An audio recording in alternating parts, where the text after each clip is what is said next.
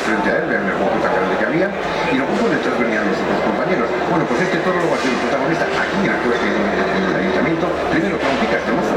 y ahora remata contra la barrera, y ese es el momento en que hay esa acogida de la que tenemos referencia hasta el momento, claro, que es la única en la pierna, creo que izquierda, me parece que ha dicho el portavoz de la Cruz Roja. También otro momento de peligro aquí en la curva Mercados de esta vez, este primer toro casi aplasta este corredor, que luego es pisoteado por varios, ahí lo tenemos de fondo, por varios de los animales que iban llegando a la curva, que dicho de ustedes debemos de decir, hemos dicho que jamás le queda un corredor, no sé qué tipo de carrera habrá tenido, pero la verdad es que ha terminado en el punto de oro. Y aquí a lo largo de la calle Estafeta, pues muy bonita esta carrera porque 4 animales por delante, formando una única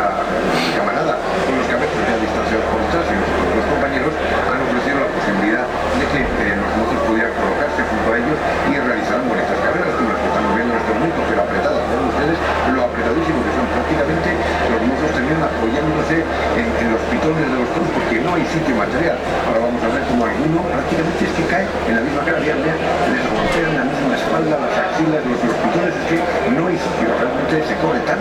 cerca hoy en día en el encierro que nada, un titubeo en esa situación es prácticamente seguro que terminas en el suelo y al menos terminas pisoteado. Esta es la llegada a la curva de Telefónica donde ha caído un toro negro, ha tropezado también el toro castaño sobre él y se ha repetido un poco la escena que vimos anteayer con los toros de Patilla en el mismo sitio. Lo que pasa es que hoy tiene la posibilidad de levantarse con rapidez y reintegrarse de nuevo en la manada sin que sucediera lo que sucedió con los toros de Sandía, que por la postura en la que cayeron era muy difícil que se levantaran. Aquí tenemos a los 4 primeros animales que habían llegado al ruedo y yo calculo que unos 10-12 segundos después